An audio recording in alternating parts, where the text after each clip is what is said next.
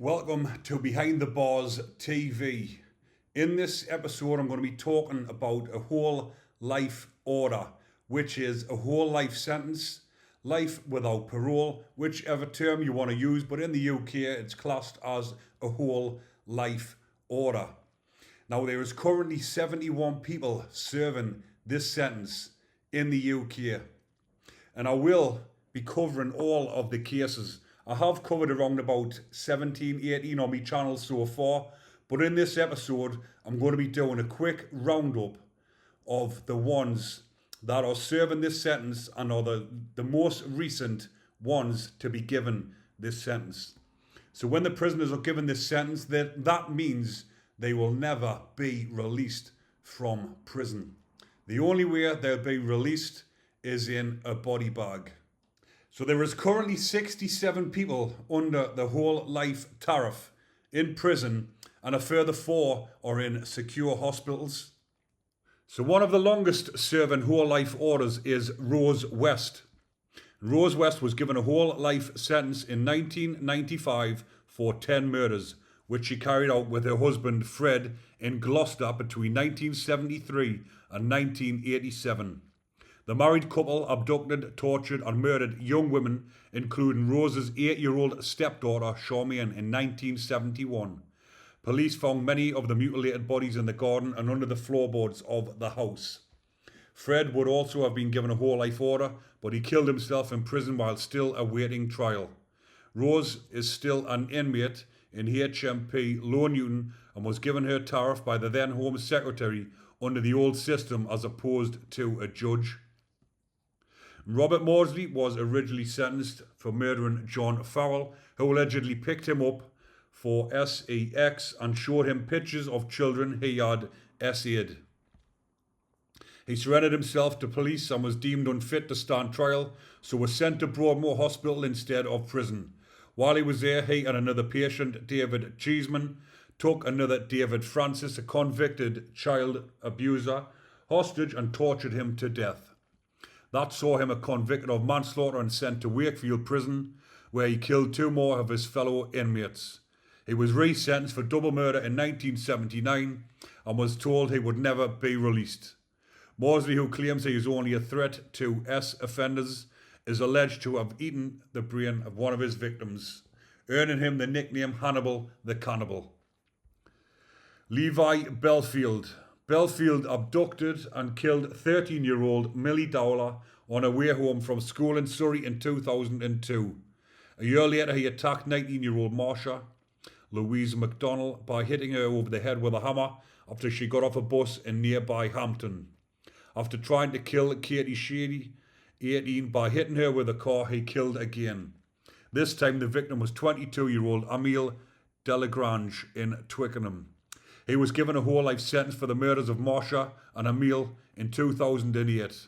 In prison, he confessed to the then unsolved murder of Millie Dowler, which saw him become the first prisoner to be handed a second whole life tariff. Bellfield, who has fathered 11 children by 3 different women, has admitted to further murders and rapes from his cell at HMP Wakefield. Police have since suggested he may have lied to manipulate and cause further pain to the families. Mark Bridger. Bridger was convicted of abducting and murdering 5-year-old April Jones in Machynlleth, Wales in October 2012. He was arrested the day after she was reported missing when police matched his description with the man she was seen getting into a vehicle with. Bridger claimed he accidentally ran over her body while in his car while drunk and couldn't remember where it was. He has never revealed where the body is hidden, but police managed to find her DNA and blood and bone fragments inside his home. Bridger planned to appeal against his sentence, but dropped the appeal just before it was due to be heard in early 2014. Dale Cregan. Cregan's criminal career began with burglary and drug dealing in Greater Manchester in the 1990s and early 2000s. After going to live with his sister in Tenerife, he returned to the UK and began collecting guns. In September 2012, he made a fake 999 call to police, Greater Manchester police officers Fiona Bourne and Nicola Hughes attended what they believed was the scene of a burglary. Cregan, nicknamed One Eye, killed them both by firing 32 shots of a Glock pistol and throwing an M75 grenade towards them. After police arrested him, they were also able to link him to the murders of Mark Short, 23, and his father David, as part of a gangland feud in 2012. Initially he denied the murders, but eventually confessed, admitted he regretted killing the two policewomen. He was given a whole life term in June 2013. Michael Adebolajo. Before Adebolajo killed Fusilier Lee Rigby, he had been arrested for various terror-related offences, having converted to Islam in 2003. In 2006, he was arrested outside the Old Bailey during a protest over the trial of Islamist activist Mizanur Rahman. Then in 2010, he was arrested in Kenya and accused of being part of the Al-Shabaab terrorist group. On the afternoon of the 22nd of May 2013, Adebolajo and his friend Michael Adebolajo, who he had met at the University of Greenwich, spotted Mr. Rigby walking home to Woolwich Barracks in South East London after a shift at the Tower of London. Seeing his Help for Heroes hoodie in support of British veterans, they ran over him with their car, getting out and attacking him so fiercely with knives and a meat cleaver that he was almost decapitated. They urged horrified witnesses to call the police and ranted at them to film them whilst covered in the victim's blood. When police arrived, they charged at the car, hoping to be martyred, but survived being shot at by officers. They were convicted in late 2013. Adebolajo was given a whole life sentence, while Adebolajo was given 45 years. Joanna Deni. Deni is among a few women in the UK to be serving a whole life sentence and has been described as one of the most dangerous female prisoners in custody. She went on a 10-day murder spree in 2013, killing 3 men and severely injuring 2 more. Deni is known as the Ditch Killer, having dumped her victims' bodies in ditches near where she lived in Peterborough. Her first victim was her housemate, Lucas Slabowski, 31. The following week, she stabbed John Chapman, 56, to death hours before murdering her 48-year-old lover and landlord, Kevin Lee. Before she was caught, she knifed another 2 men at random, later describing the killings as Moorish and fun. Pictures on her social media showed her posing with knives. The judge in her case said she was cruel, calculating, selfish, and manipulative.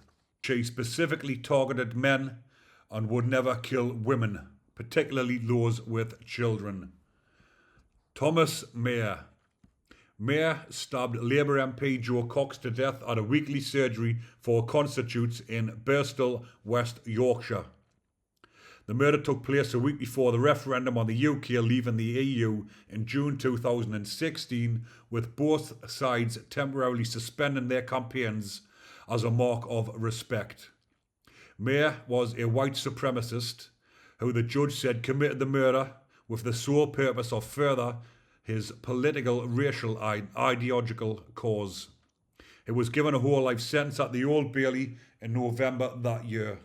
Mrs. Cox's murder was the first of a sitting MP since Conservative Ian Gow was assassinated by the Provisional IRA in 1990. Stephen Port. Port, known as the Grinder Killer, after meeting his victims on the gay dating apps, Port used the party drug GHB to render them unconscious before SA them and leaving them for dead.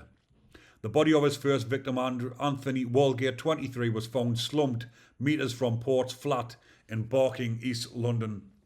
He was jailed for 4 months for perverting the course of justice, having lied to police about finding them by accident. Port wasn't investigated from Mr. Walgate's murder, which was originally put down to a fatal GHB overdose. Police had Port's laptop, which would have revealed what he had done, but they failed to search it. This allowed him to go on to kill 3 other men. Police failed to link the 4 deaths, with their families forced to make their own inquiries. Port was arrested after they presented them with the evidence they had found themselves. The judge accepted he didn't intend to kill his victims, but he had to have known that his actions posed a risk of death. The victims' families have since called for an inquiry into the Metropolitan Police's failings, which they attribute to homophobia within the force. Wayne Couzens. Couzens used his position as a Metropolitan Police officer to falsely arrest 33-year-old Sarah Everard as she walked home from a friend's house in South London during COVID lockdown restrictions in March 2001. Despite being off duty at the time, he put her in his car, drove her to Kent, where he SA and strangled her. He initially denied any involvement but later pleaded guilty to her kidnap, RAPE, and murder. When the case came to light in court, it sparked national outrage over the lack of safety for women and girls. Couzens has been convicted of 3 counts of exposing himself in the run-up to Miss Everard's murder since he was first jailed. Messages from his WhatsApp group with other officers have also been published, revealing regular use of and racist language and jokes about SA to women. David Fuller. Fuller was caught decades after he murdered Wendy Nell, 25, and Caroline Pierce, 20, in Tunbridge Wells, Kent in 1987, after his DNA came up as a match in a cold case review. Before his arrest in December 2020, he worked as an electrician at 2 hospitals. Over a period of 12 years, he RAP'd and SA'd the bodies of at least 78 women and girls in the hospital's mortuaries. His victims include a 9-year-old girl and a 100-year-old woman. He filmed many of the offences. The judge gave him a whole life order and told him he had no regard for the dignity of the dead. Damian Bendle. Bendle murdered his pregnant partner Terry Harris, 35, and her children Lacey and John Paul in Killamarsh, Derbyshire in September 2021. He also murdered Lacey's friend Connie Gent, who had been at the family home for a sleepover. Bendle went to the house looking for his victims and murdered them in different rooms with a claw hammer.